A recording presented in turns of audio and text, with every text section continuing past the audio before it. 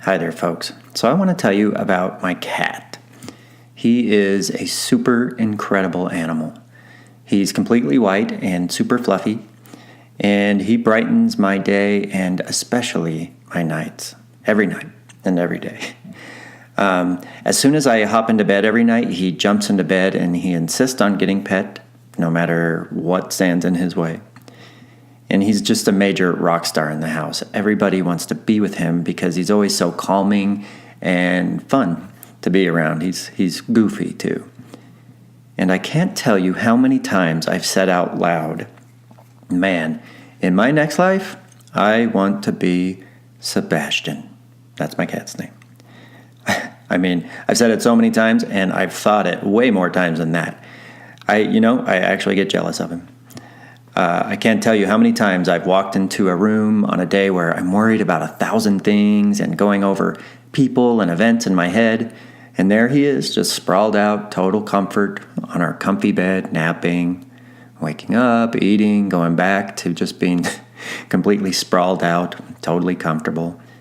And I always think to myself, what a life. He doesn't have a care or worry in the world, and he's just always provided for, too.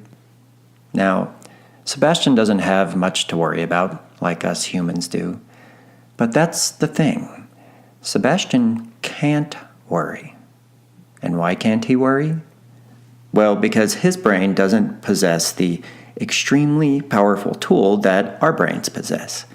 He doesn't have the power of language. You see, he can't hold words in his head like us humans can. Of all the amazing abilities that different animals have on our planet, our ability of language is far and away the most powerful ability. It's the superpower of all species, but definitely our superpower. Because it is language that allows us to contemplate and solve the mysteries of the universe. I mean, everything from the pet rock to the theory of relativity is completely the result of our ability to use language. And, language is why we are currently the most dominant species on Earth. Because, yes, a lion could maul us, but we can ultimately use language in our head to outsmart them, at least most of the time. So it's a very powerful tool. But as the saying goes, with great power comes great responsibility.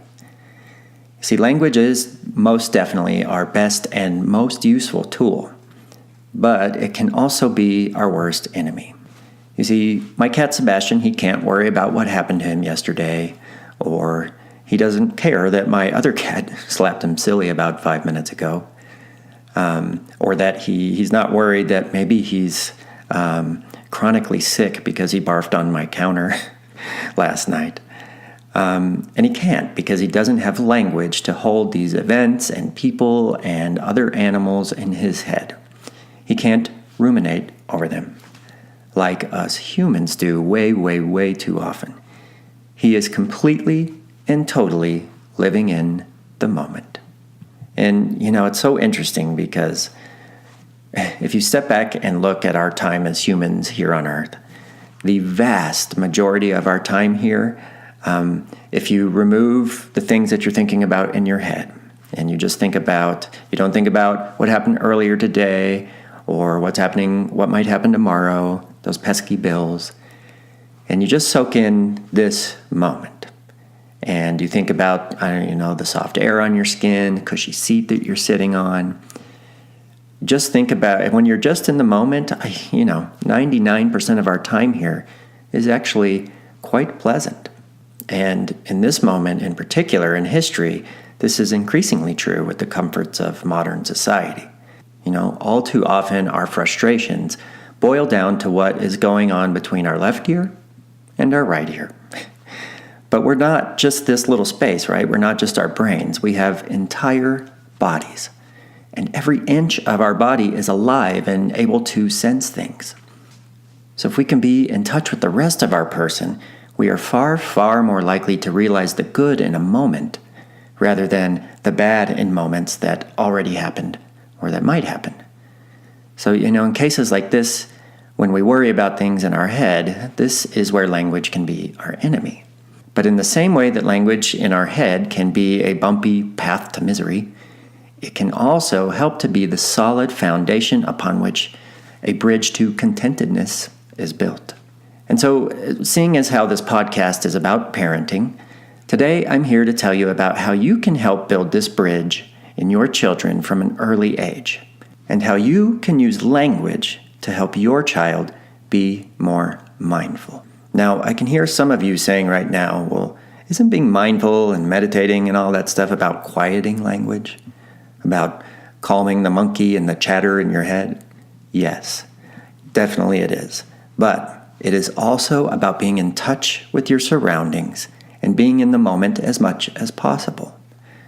And I'm telling you, the groundwork for this is done with ample and flowery language.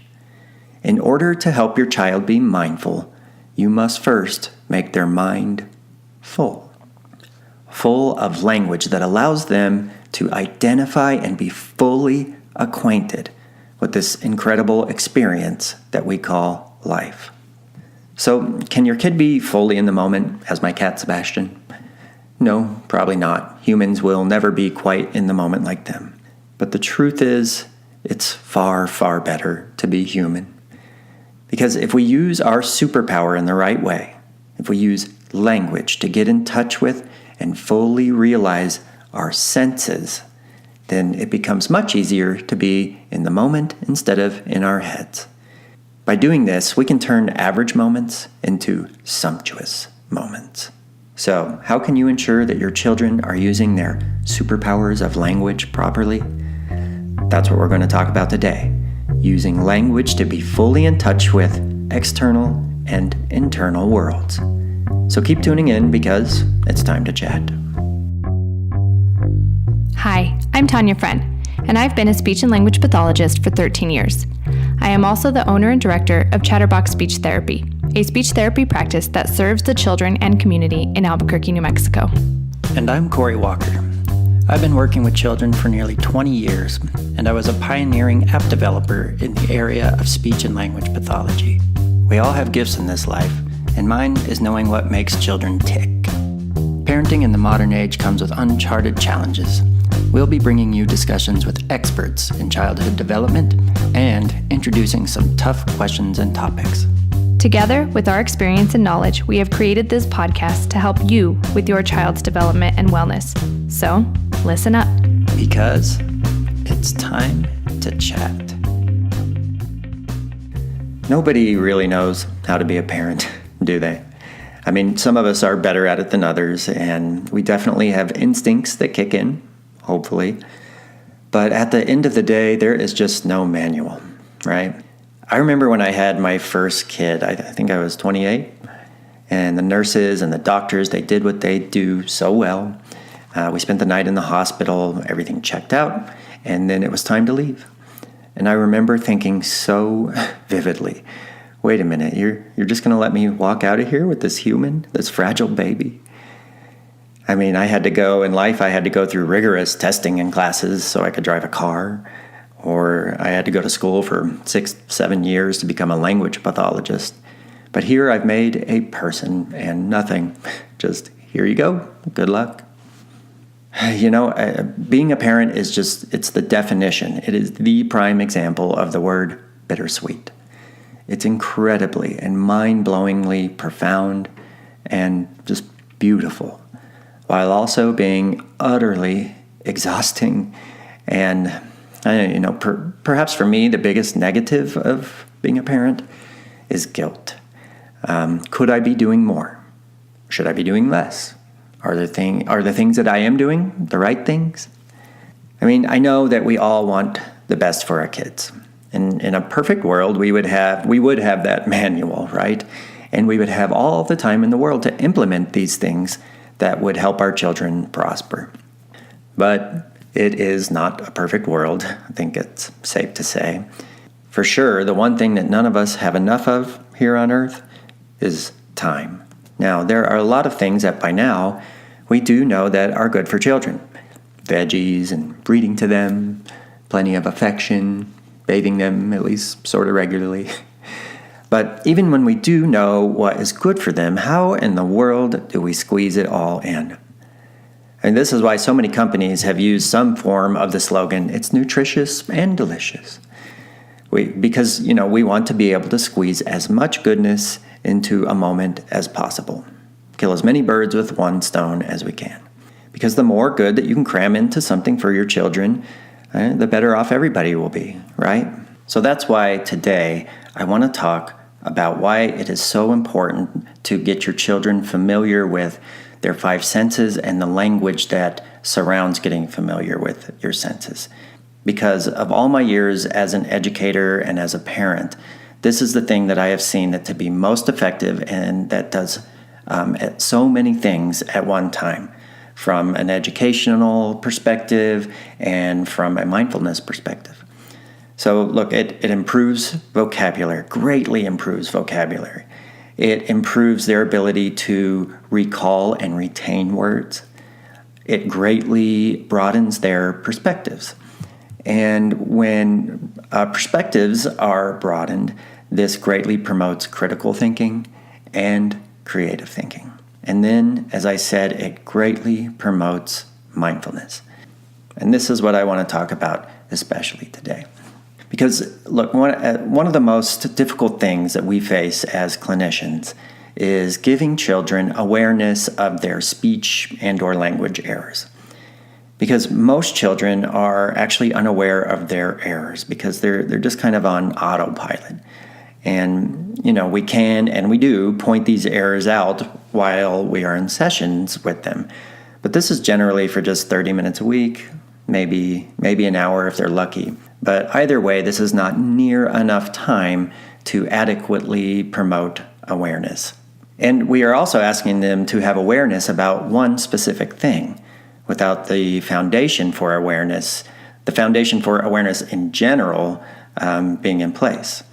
It would be like me asking you to do and hold an advanced yoga position without you first doing things that would strengthen your core, make it easier to hold that position. So, if we want a child to have awareness about their speech and their language, we need to first make sure that they have a good base in awareness altogether. And a fantastic way of strengthening their core in this regard is by ensuring that they are indeed familiar with their senses. Except for, in this case, strengthening your core doesn't suck big time like it does with having to do crunches and everything else. But it can actually be quite fun.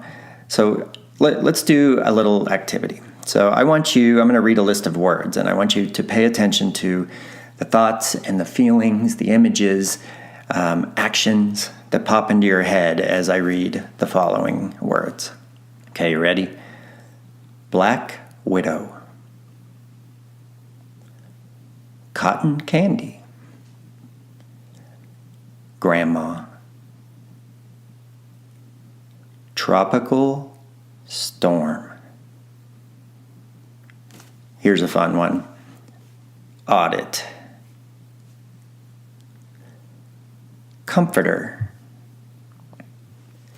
So each one of those words brings up vivid thoughts and images and feelings and actions, right? It's incredible what just one word can do. So words, or the combination of words, they are the constant reference points or anchors that all of us use all day to navigate through our days. Now, just like as when I was reading those words, we can hear words and that elicits meaning. They are reference points for telling us what to do. But in life, things actually, they have to go the other way too. So when we have an experience or feelings or see something that's out of the ordinary, we need to be able to assign words to those in order to properly process them. Humans need language to process through our emotions and events and things that happens to us. So look, we've all heard the phrase, I'm speechless, or I have no words. And we use this phrase, why do we use this phrase? Because whatever it is, whatever just happened, it's baffling. It's outside our realm of understanding, right? to us, it's undecipherable. We're shocked because we don't have words for it. Now, if we did have words for it, it might still mean that you would be angry or shocked or super duper happy, but you would at least know what it was that you were feeling. When we don't have words for something, it's hard to process through it. The unnameable is the unknown, or, baffling at the very least. So this is how intertwined words are with our relationships with reality. We truly rely on words to process through life. Language is primarily just viewed as something that we use to communicate with others. And, obviously it's that. But really it is so much more than that. I want you to ask yourself, who do you communicate with more than anybody in your life? Is it your spouse, your mother, your best friend, your children? Well, if you think about it, the person that you communicate with the most is yourself. We use language in our heads all day long to propel ourselves through the day. And if you don't think that you're using language in your head all that much, try meditating for a minute or 30 seconds and completely clear your head of thoughts. It's very hard to do. We are always living in a world of language. That is why it's so important to give your children the gift of words, and why it's especially effective to do this using the framework of our senses. So I want to give you an example of something that I came across once with a client. We were working with a young little boy who he was slightly delayed in language. He was roughly 3, maybe 4 years old. And we would work with him in a relatively big room with a few other kids every time that he came. And normally he was a very good kid. But one day things started to get difficult with him. And inevitably he would start acting very grumpy and yelling and throwing things. And none of us knew quite how to reach him. But one day he started covering his ears while he was acting up. So we decided to dig into whether or not he was having issues with hearing. And after a visit to the doctor, we found out that he didn't have an ear infection, but he did have extra fluid in his ears, more than normal. And if you have ever experienced this, or you've even just had water stuck in your ear, you know how very frustrating this can be, right? It makes all of us more irritable. So after knowing this, I decided to, when he wasn't there one day, I decided to go sit in the room when nobody was in there and just listen. So, so often, even when we think a room is quiet, there actually is still some sort of noise. And in this particular setting, there was a slight and persistent hum in the room, and because there was a fan in another room that was running. So we decided to get rid of that noise, and we talked to the other kids about not making loud, unexpected noises. And the next time he came, we were careful with our volume, and we turned off the fan, and he made it through the session just fine. So really what it was the combination of this persistent hum and the fluid in his ears that was causing him to be irritated and frustrated. And, eventually the fluid in his ears was dealt with, and we kept being aware of these background noises, and we never had problems with him again. So this is a prime example of where helping children to be aware of their senses and giving them the language to communicate about it could have been immensely helpful. If he had been taught about the feeling of a muffled sound, or a dizzying feeling, or about the sounds of slight hums, the sound of a fan, how do you describe it? All of this this all could have accomplished two things. Number one, of course, he could have used words to communicate about it. But number two, it would have helped him be more mindful that these sensations were there in the first place. Because it's really difficult to identify something if you don't even know that it's a thing, that it's necessarily there.